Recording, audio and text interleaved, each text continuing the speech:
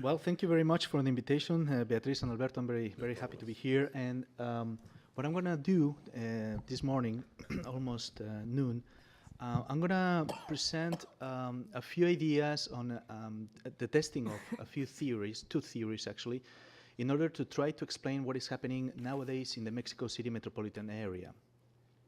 I will be repeating a few concepts already mentioned by Rafael, Laura, and Ignacio regarding the spatial concentration and the basically the temporality that is immersed in trying to predict and trying to understand the dynamics of crime in not only in Mexico, of course, but in many countries. So why this presentation in particular for today? It seems that you've read in the newspaper, we're having the beginning of a crime wave in the Mexico City metropolitan area, particularly in the conurbated area. We're experiencing decapitations, executions, mass murders in the conurbated area, and many of us are actually trying to understand this, but also fearing the Ciudad Juarez phenomena, or the Tijuana phenomena, or the Acapulco phenomena, also in Mexico City. It's basically, these executions are related to organized crime. The mayor of Mexico City used to say that we had kind of a boundary, a fortress. That fortress, I think, is in his mind only. But we're having these problems, and we're seeing these kind of beginnings of things getting worse. But it's also a matter of trying to think thoroughly about social crime prevention. Social crime prevention is the main idea of this sexenio, of this presidency. Instead of only reinforcing the police institutions, the presidency via the National Security Commission, which replaced the Ministry of Public Security nowadays in Mexico, is trying to promote very strongly social crime prevention. Finally, we will have some sort of a policy of social crime prevention at the federal level that is, of course, focused on 90 geographical areas. But we need to think thoroughly of what should we do exactly.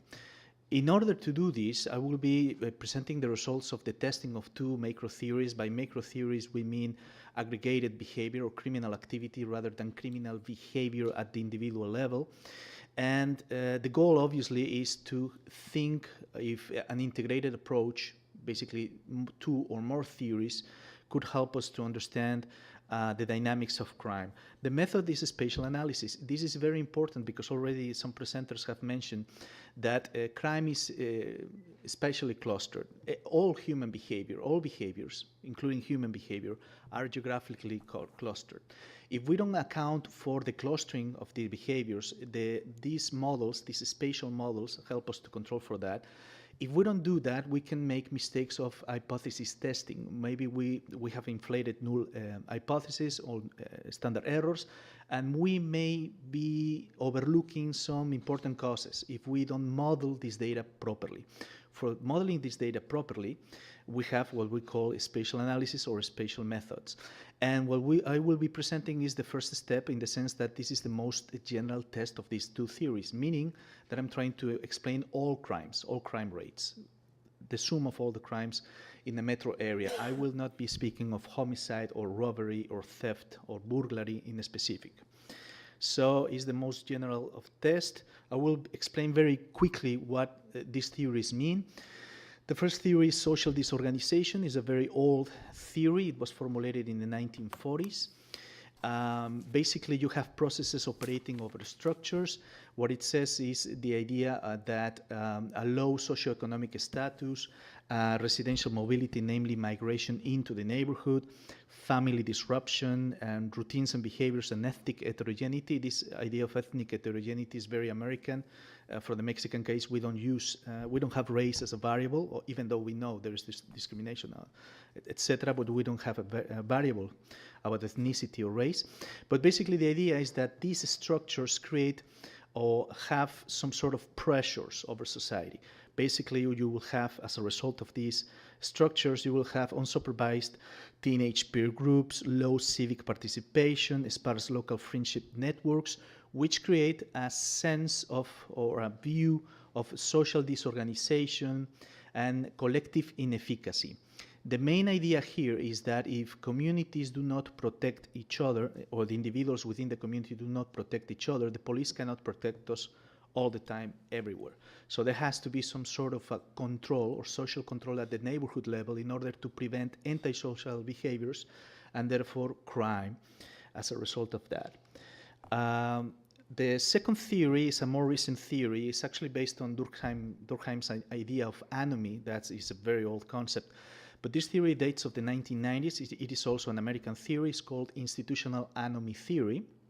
And the way it works, basically, is that instead of speaking of structures, it talks about institutions which also create processes, like the idea that monetary success is the only thing that is important, and there are, in this case, anomic pressures over the individual that force individuals or facilitate individuals to get into illegal activities and crimes.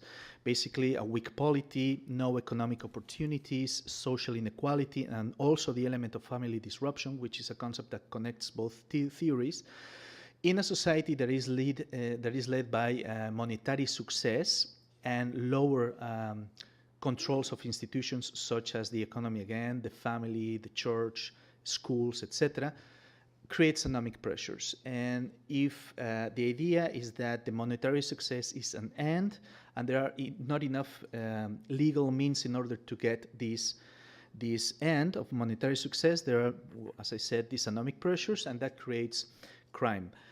So what happens when we put these theories together, when we test them one against the other? The way I did this was by reviewing most of the literature in social disorganization and most of the literature in institutional anomie. In terms of empirical evidence, using regression analysis, you find a very large body of literature in these two theories. And I selected the variables that are more currently used, or the correlates that are mostly used for testing these theories. For social disorganization theory, I got the social inequality index, migration, female headed households, and bars and restaurants. This is a correlate, by the way, that is also related to routine activity theory, in the sense that there is also a geography of crime opportunity, but it also creates apparently disorganization. And for institutional anomie theory, I used the multi-used idea of the variable of voter turnout, the Gini index, great retention, and female-headed households. So you have one same variable that connects both theories. So the case study is Mexico City metropolitan area. You know, it's a very, very, very, very big city. It's 20 million inhabitants in the 2010 census. This is the map of the population per municipality. This is the definition of the National Council of Population of the metropolitan area. Basically, the 16 delegaciones of the federal district, 59 municipalities of Mexico State, and one municipality in the state of Hidalgo that accounts for 76 municipalities. It is a very dense area. The growth has decreased, but it's still increasing at 10% rate in the last decade. And this circle that you see right there is called a standard distance, and what it tells us is that approximately 68% of the population live within that radius. And we're going to see that there is a match between this, spatial match between this standard distance of population and the standard distance of criminal behavior. And the point that you see in there is the weighted mean center, namely the position where you would be closer to all the population in the city. And this is the geography of crime. This is the rates for all crimes. We have the weighted mean center of crime is that little point, the yellow point. It, as I said before, it tells you is the closest location to all crimes. Of course, in this case, what we're using in this calculation is the centroid of each municipality. So that point is the closest of the optimum distance to the geographical centroid weighted by the crime rates. And what you see basically is concentration. The radius, so the standard distance, is a little bit larger, but there is a concentration in the central area of the Mexico City metropolitan area that is mostly the federal district side, and a little bit, a few municipalities of the conurbated area. This, the most red color at the center, that is basically the center of the city, but it's not the geographical center, or the center of the metropolitan area, but it's not the geographical center in essence. So we do have spatial dependence. Crime rates are actually clustered and are heavily dependent. What happens in one municipality partially depends on what happens in a neighboring municipality, and we have to account for this. To be more precise, I conducted a hotspot analysis, and basically what we're looking here is which municipalities are significantly different below a normal curve, which municipalities are similar and dissimilar from its neighbors. And what we have is this big red cluster. We have 10 hotspots, and this big red cluster is basically the municipalities that have high levels of crime rates and are neighbors of other high crime municipalities as well. We have one low level hotspot. What it means is that there is a lot of crime in there, but very little crime around it. Maybe in some cases we find hotspots that have very low levels of crime rates, and which are surrounded by very high levels of crime rates in other municipalities. That's the case of a few neighborhoods in Ciudad Juárez. We call them kind of peace havens, and these are important too in contextual analysis in order to know, well, what happens exactly in those places that is apparently working out against crime. Are these communities helping each other, trying to protect themselves, or do they have home security systems? What is happening there? Well, we don't have that in Mexico City metropolitan area, unfortunately. What we have is basically hotspots, and these are the areas where most of the crime is concentrated. And this is important because of the policy implications. The policy implications means that if you want to have significant changes in reducing the crime rates, what you can have is, by focusing your resources, police resources and social crime resources in specific areas, you may have bigger effects, you may have better results. So it's important not to think in terms of averages and means for the complete area, as some presenters were mentioning here, but to focus on those areas that have the most important elements to reduce crime and find or get significant decreases. So place matters. Place matters a lot. I know that there was a big debate in the 1990s between political scientists and geographers. Political scientists saying that place does not matter as long as you have all the variables that explains the characteristics of places. In geography, we still believe that place matters because of the culture and the ways people behave in some places, independently of the socioeconomic composition of places. Some places may be similar in terms of their demographics and socioeconomic characteristics, but still they behave differently because there are other types of institutions or behaviors between us. So if place matters, we cannot expect same policy effects in all places. We will have significant increases or advances in some areas and maybe no effects in other areas. The typical mistake of our local politicians is to think that similar policy actions can be utilized everywhere, anytime, and that is not true. In some places, again, some policies work out and others do not work out. And so here what we have to do is to look at the maps really well, what the maps are really telling. And it's not only the magnitude of things, it's not only the map that we just saw where you see these very reddish colors and pink colors, so we should put all the resources in the reddish colors or distribute it uniformly. It's not only a matter of magnitude, but it's a matter of relationships that we want to alter. So in those maps, we can make some matches. We can put one map above the other, and then we understand that these behaviors are not univariate, but bivariate or multivariate, and what this maps tells you is about the relationships that we need to alter. So, the evidence. Are these theories compatible or incompatible, and how exactly does place matter?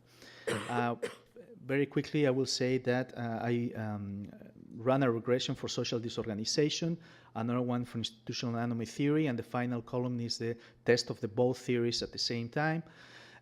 They seem to be very strong, independently separated, but when you put them together, institutional anomaly vanishes. social disorganization becomes the theory that removes statistical significance for institutional anomie. And what says the residuals of the Moran's eye basically saying that these variables, this is good news because these variables are not are living without significance as well as the residuals of the models at the geographical level. What it means is that it's able to predict at all municipalities, or the model works well for all municipalities for the entire area, but there are some particularities which I'm going to show you in just a minute. So are these theories compatible? Not really. Only in the female household variable, which is, by the way, the strongest correlate to predict crime rates in this area of Mexico City. They do agree on that. They do not disagree in that respect. Each theory is able to predict crime rates, but when they get together, social disorganization seems more capable, or the correlates that depict social disorganization seems more capable.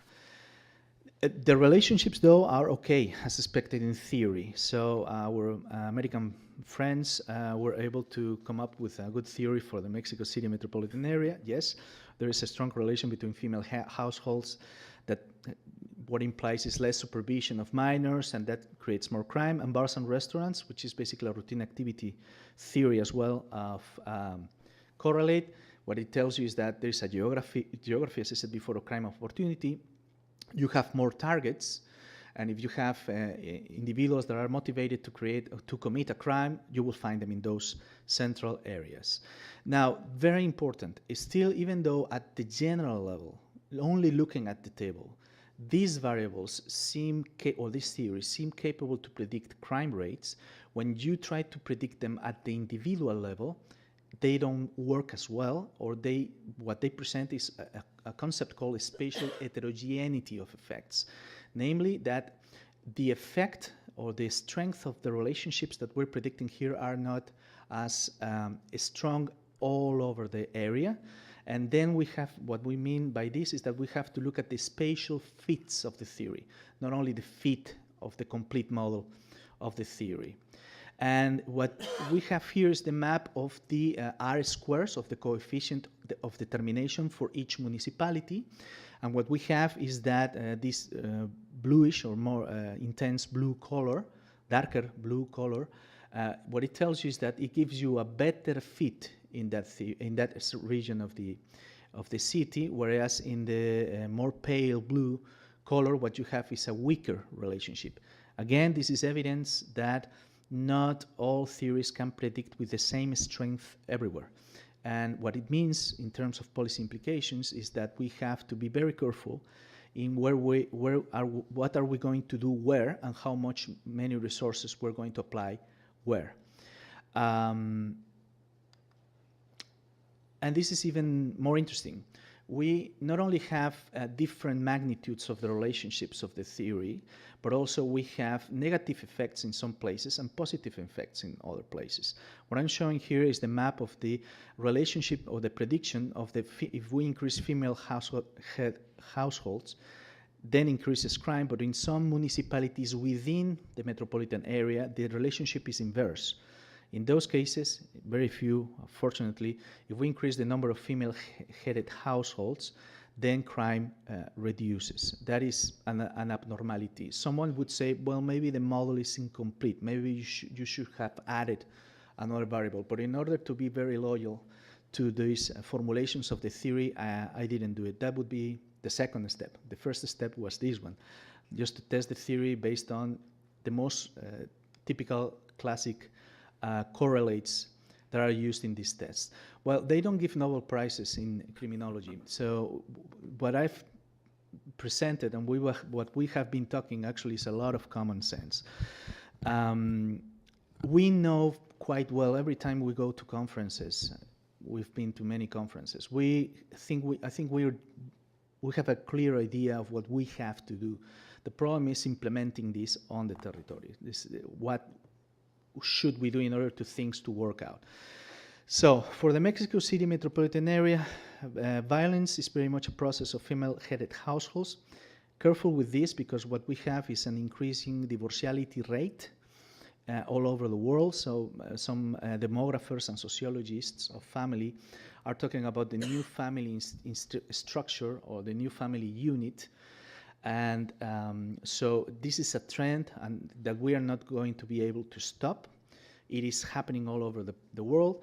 But if that increases the risk factors of the youth to get into crimes, then we should be having more emphasis on the new family, basically to increase programs for family units and the youth. I'm using those quotes not because of vanity, but because, not at all, but because this is empirical evidence for the metro area of Mexico City, where we have found that more scholarships decreases the number of drug crimes and vandalism among high school students. We have to give more scholarships and keep students in school. And we have also observed, based on our prison inmate surveys, that more alcohol abuse leads to intrafamily violence, and that leads to more crimes and more prison inmates, larger penitentiary population, which eventually, as you know, the prisons harden individuals. Prisons make people more vile, and you may have more, I'm on time, when you may have more serious crimes in the future. So it's like a snowball, the penitentiary problems. So what to do? We have to make a combination of social and situational crime prevention. Actually, situational crime prevention, home security systems actually work. They are more efficient, they have more efficacy to reduce victimization rates, but they do not reduce fear of crime. So that's another area of policy that we should be working out. But what is the Mexican government doing nowadays? So I just said, and I will be finishing with this, crime in the Mexico City metropolitan area is not about migration, or doesn't seem to be about that. It's not about great retention or the keeping students in the schools as a general trend, and it's not about voter turnout either. It's not a democratic problem. It's not a democratic problem in the sense of making people go to vote. But we are investing almost $1 billion this year from the National Institute of Elections. It used to be the Federal Electoral Institute, now it's the National Institute of Elections. And what we're directing to social crime prevention is only $190 million. Nevertheless, the damages, the costs and losses from crime in 2012 accounted for $25.4 billion US. So it seems that we are putting a lot of money in some places and not in others. Nevertheless, the main problem nowadays in the public opinion and in the voice of many presenters today was crime. Thank you very much.